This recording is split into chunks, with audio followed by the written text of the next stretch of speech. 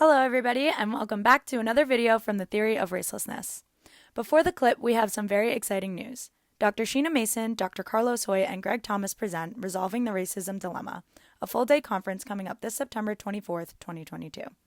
Register using the link in the description box down below to experience these leading voices as they explore and discuss how to correct the misguided notions of race.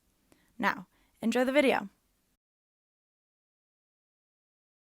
Respect the form and the art, can learn it if they devote themselves to it.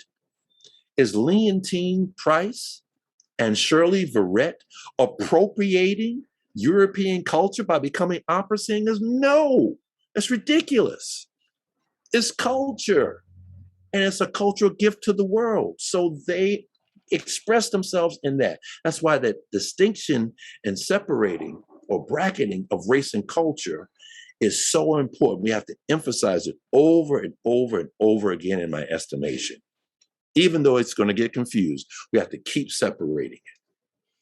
Yeah, because to my mind, at least when I hear you talk, right, it's more evidence for me why I keep going down this path of inquiry, because so here's why, right? Okay.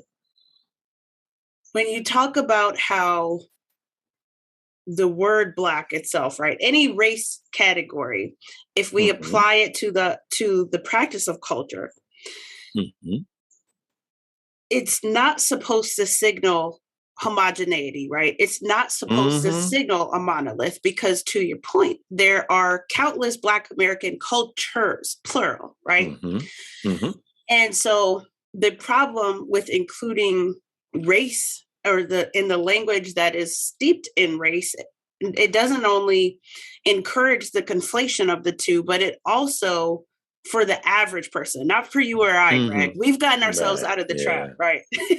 But it also does encourage people to wash over the differences, meaningful differences that do exist, right? Like, not all racialized Black people speak the same language. We don't eat the same foods, even in the same country. We don't, we don't wear the same clothing.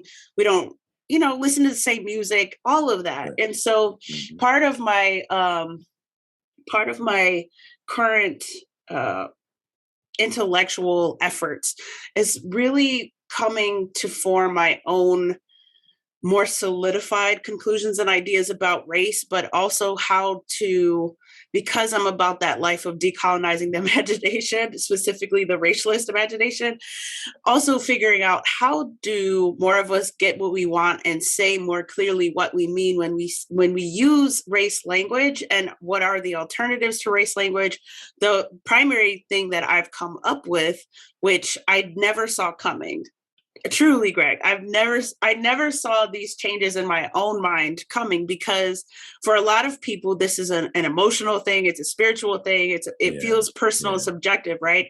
So even me, I fought my own ideas for a long time, but I recently came to conclude, and I'm leaning into the second passage you read from Ellison at the end, where he says we would do well to put the word Negro aside, right?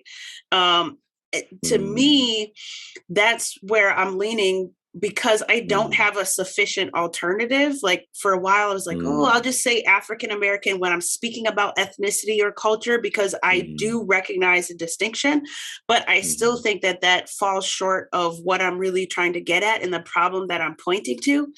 And in an effort to, I guess, liberate the language and thereby liberating our thoughts and our behaviors, I think it's important, and these are important distinctions, in part because as they currently stand and operate, it is such that if I look a certain way, I'm expected to practice culture in a certain way, and that's just not based in reality. It's not based in reality, especially considering the fact that we have, as you said, many Black cultures, plural. And that to me is significant, because we promote and privilege this idea that does unintentionally, in a lot of instances, promote hegemonic views of entire populations of people. And in it extends the violence of racism, right? Because in washing over those meaningful differences, we often aren't aware of the meaningful differences. You know, we think we convince ourselves that everyone is the same if they look a certain way or if they're in a particular race group.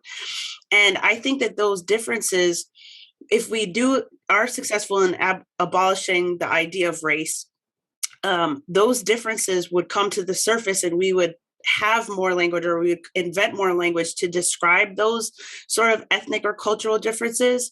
And it would also promote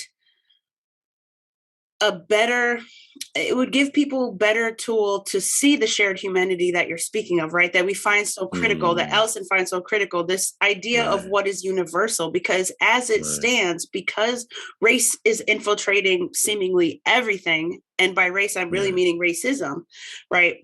Because that's infiltrating everything, the universal is often absent from the communication and from the efforts and from the practices, to the point where I'm pulling my hair out because I'm like, man, we are all human. And that sounds floofy and romantic, but we have more in common than we have different from each other. And the differences we do have are meaningful, and they shouldn't be ignored, right? But people presume all of these differences because of race. But that's why the word idiomatic, I think, needs to become a part of our vocabulary. Because the very first Murray quote that I read talks about how you have idiomatic variations in culture. Okay. Now, I will have to continue wrestling with my decision to lean on Black American with my own definition and explanation, knowing that there's confusion over the word Black. And even though I'm trying to have a qualifier, Black American, like what kind of Black? American, okay? That because of the confusion among ethnicity, culture, and race, if there's a better term, well, I mean, when I talk about, and maybe this is why, for example, Ellison talked about the Negro idiom or Negro American idiom.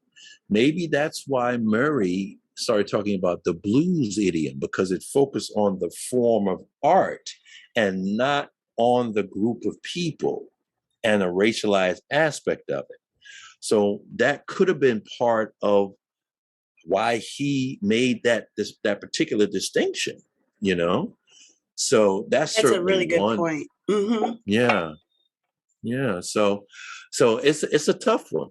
It's a tough one, and I think that we should continue grappling with it and talking about it in discourse to see how we can creatively come up with different language, because I mean, it's through our imaginations and through language that we, as Ellison says elsewhere, we actually create reality.